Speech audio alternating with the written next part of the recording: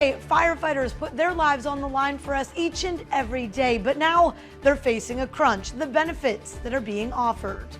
And a new expansion project underway at Rudder High, the updates on the way and what that means for students. Your KRHD News starts right now. Connecting the Brazos Valley, this is KRHD News Midday. Thanks for joining us here at Midday. I'm Paige Ellenberger. A quick Google search will show you fire departments across the U.S. are having a tough time finding firefighters. Here in the Brazos Valley, well, that's no different. Putting your life on the line almost every call may be a tough job, but Stuart Mars with Krhd Station Fire says it's one of the most rewarding ones. It's a hard job. Yes, it's physically demanding. It's sometimes emotionally demanding, but there's a really high level of satisfaction that comes from doing this job because you get to go help people on their worst day when they have to call 911. You get to go out and help them solve that problem. A career in firefighting with Krhd Station includes benefits, paid time off, and bonuses. You can apply online at cstx.gov/fire. And again, working at Krhd Station Fire, you start on a nearly $54,000 salary. There are bonus opportunities, benefits ranging from life insurance to vision plans, annual paid time off, and flexible work schedule. Meanwhile, the Bryan Independent School District broke ground commencing a new expansion project at Rudder High School. School district leaders and current high school students took part in the groundbreaking ceremony to start the construction of 14 new classrooms. The multi-million-dollar project was voted on back in 2020 for the 2020 local bond election. Along with the new classrooms, the project will also include new bathrooms and office space added to the two-story structure. Right now we currently have temporary buildings in the back of the school with 14 classrooms, so getting them into a permanent facility is exactly what we need to do. So to enhance and expand the capacity was the goal all along, so we're really happy. Construction is expected to be completed by this December, but they'll be fully operational in January of 2023, just after winter break. All right, let's get a check on our Tuesday forecast. Meteorologist Josh Johns. Yeah, and we were watching some fog earlier today. Now, though, things have kind of winded on down. We still have the cloud cover in place, though it's hard to see currently on the map. Radar's quiet. That's the good news. No issues with that, but we do have that cloud cover that is in place. And that cloud cover having a hard time burning off. So we may end up with a mostly cloudy day for the most part as we try to get little peaks of sunshine. But as you can see right now, there's that cloud cover that is in place. On the Extra Coast, Eagle Eye, and Bryan College Station, thick clouds too. 51 degrees, feels like 51 with humidity at 92%. Winds are out of the northeast at around 3 miles per hour. Visibility down to 4 miles. 51 in Bryan, 51 in College Station. Rockdale's still hanging around in the 40s. It's 51 in Centerville. Navasota's at 52. Same in Brenham at this time. We do have north winds that are blowing thanks to a little weak front that's working through. This is what we call a backdoor cold front. Doesn't bring a huge cool down, but it does bring that drier air, and that's what's helping to eat away at that fog, and it will eventually eat away at some of that cloud cover we have out there. It's going to be stubborn for a while, but by late afternoon, I think we'll see little peaks of sunshine try to work on through. We'll have the northeast winds at around 5 to 15 miles per hour. And again, that brings in that drier air, which means cooler air will move in by morning. And notice this blue line, our freeze line, getting close to some of our northeastern counties. I think northeast of Bryan College Station, you could see a light freeze when you wake up in the morning, but in town, I think we'll stay above freezing. Still, go ahead and bring in the pets, bring in the plants just to be on the safe side. If we do freeze, not going to be anything that bothers any sort of pipes. Once we get into the afternoon tomorrow, sunshine pops back out. Then we'll see clouds work in Thursday into Friday. And by the time we get into late Thursday, could be talking about some showers. That may take us on into Friday as well. As far as today's concerned, we'll see temperatures climb into the upper 50s, 57 Bryan College Station, pretty much everywhere around that number. Normally should be around 62. And then tonight, here's that light freeze potential for some of our northeastern counties. Even Centerville could dip into the 20s. We'll be just above freezing in Bryan College Station, probably close to around 37. 10-day forecast shows you we'll call for 55 Wednesday, 55 on Thursday, 50 on Friday, and then look at the warm-up on the way. Be in the 60s for the weekend and could touch 70 next week.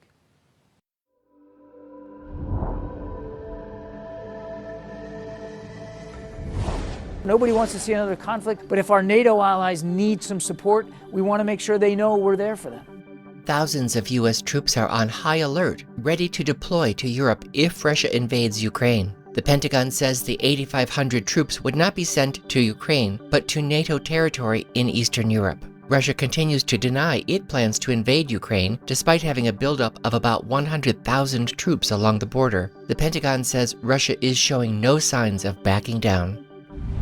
Today, the Federal Reserve begins its 2-day meetings to discuss possible interest rate hikes. The goal is to help get inflation under control, which is running at a 40-year high.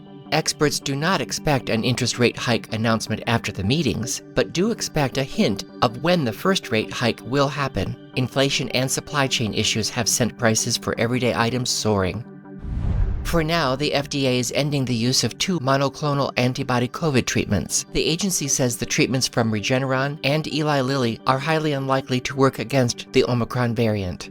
The CDC says nearly 100% of nationwide cases are from Omicron. The FDA says it will consider reauthorizing the drugs for future variants.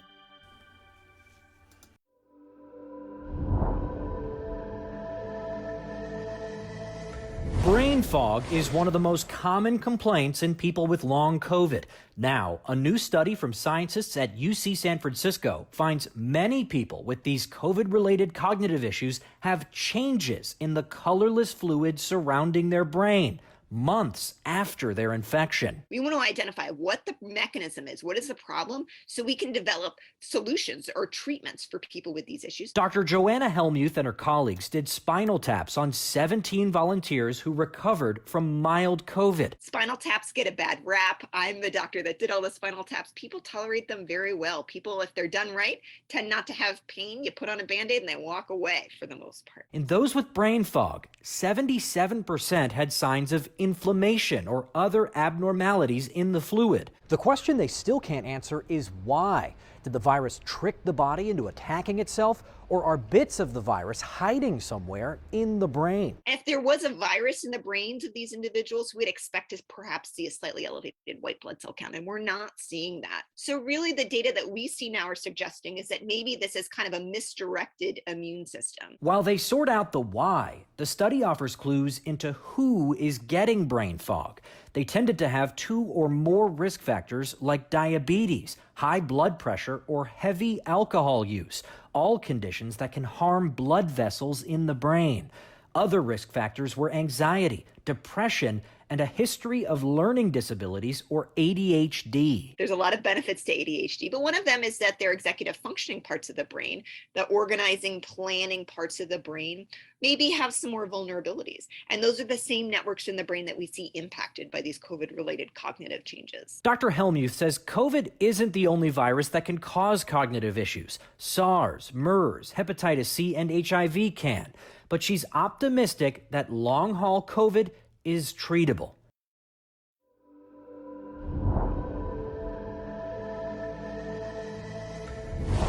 From doorbells to light bulbs to those smart assistants, our homes are more connected than ever.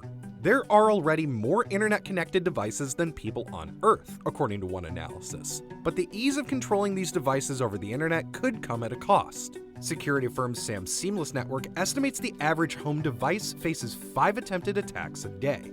Those may look like taking over a smart lock on a door. The apps on your smart refrigerator may be targeted to find your personal information. Or hackers could commandeer a smart speaker to listen to you, or issue voice commands of their own. If they can get into your connected device, they may be able to get into your router and monitor your information. Hello. Around the country, families have reported strangers controlling their devices, from thermostats to baby monitors. In 2019, a man hacked a Ring camera and started harassing an 8-year-old girl. Here's how hackers could exploit our home technology. Imagine your online identity is a puzzle. The hackers are the puzzle masters trying to complete an entire picture of you. It could make you more vulnerable to targeted scams. They may have already pieced together information about your email and address from a bigger data breach from another company. But your connected devices could hold some missing pieces, and hackers need to fill the gaps. And just like that, they've hacked into your devices to unlock the full picture, finding your personal information to engineer scams into your everyday life. Then there are potential privacy concerns with the maker of your device. Amazon smart speakers and Google Assistant keep archives of anything you've said after they're activated. How they use the data is right in the fine print. Google's Privacy and Terms page says they use your information to deliver, improve, and develop new services. It's a valuable resource for businesses to target you with ads. The nonprofit Mozilla Foundation releases an annual list of the riskiest devices to buy. It considers things like privacy policies, encryption programs, and security. This year's list includes hot ticket items like Peloton bikes, Amazon's Ring doorbell camera, even dating apps and children's toys.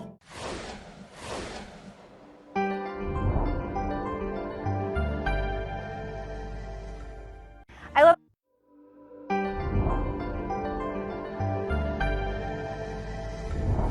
Loss of taste and smell is one of the most talked about symptoms of COVID-19. But not everyone experiences it. A new study says the answer might be in your DNA. If you haven't experienced it yourself, you probably know someone who lost their sense of taste or smell from COVID-19.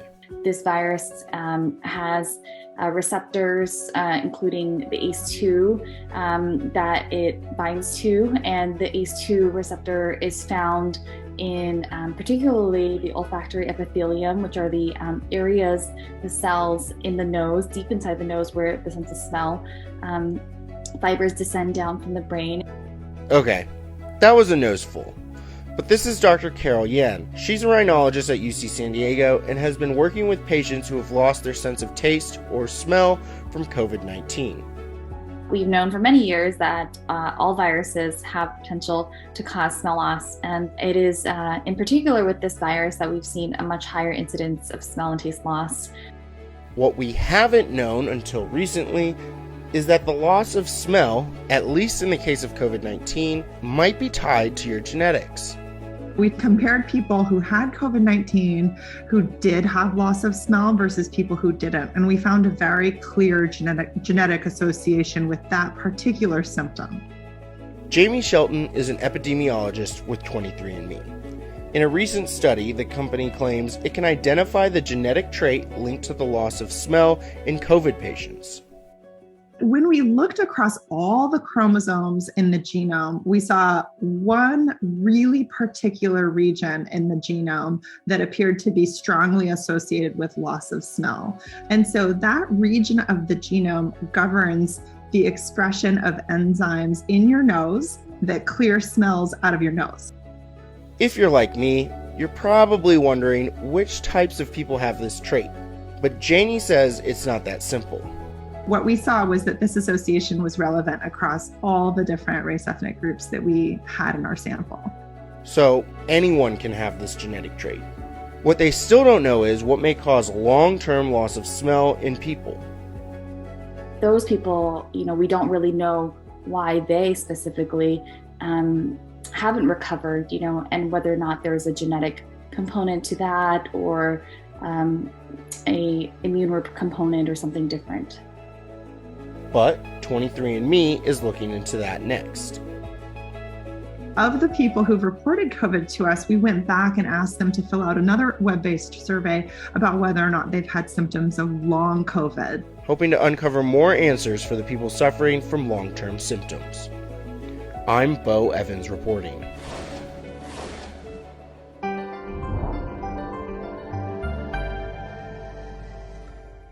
I love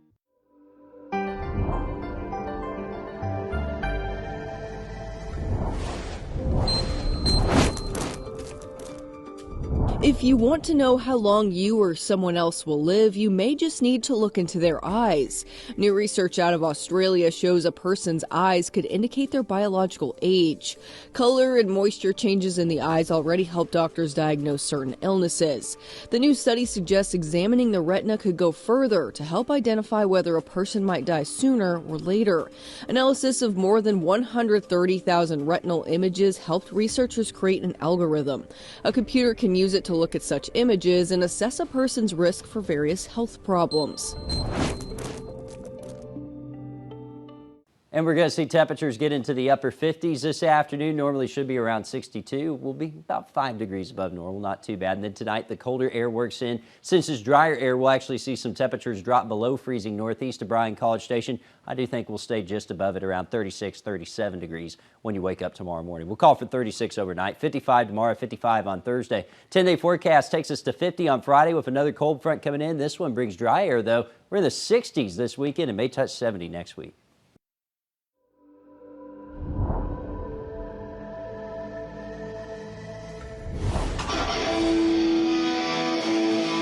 It's hard to put the band Pink Shift into a box. That's exactly how they want it to be. Just punk rock. Rock music. Rock. We're rock We are rock music. Through sheer kismet and a little pushing, Shrita Kumar, Paul Vallejo, and Myron Hongbeji formed the band while in college in Baltimore. Put up flyers like everywhere. And he actively decided that he wasn't going to do it. I saw it and I said, no. And then we opened the door. We were like, hey, do you want to be in a band?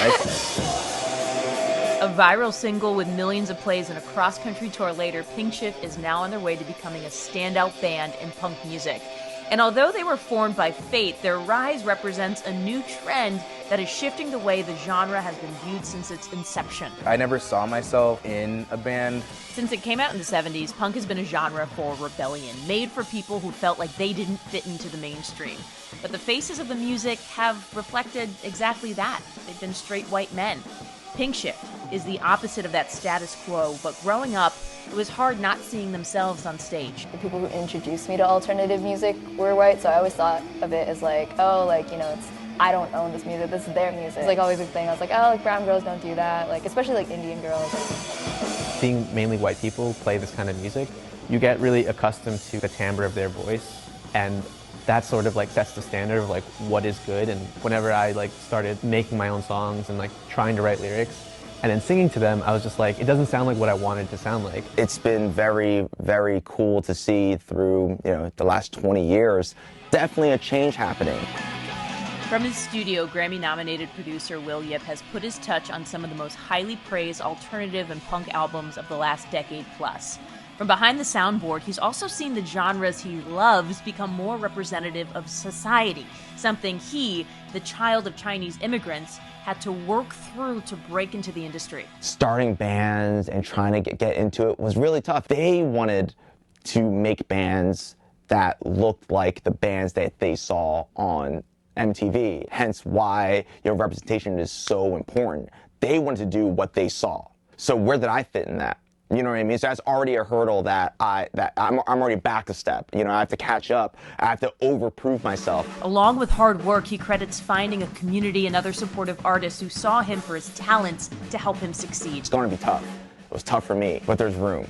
There's a path. Surround yourself with great people. Surround yourself with very positive people that support you. People like DM us, I've never seen anything like this before, and it's like awesome because you look like me. While Pink Shift continues to inspire in their unique way, they and Will hope others like them create their own room in whatever space they wish to break out into.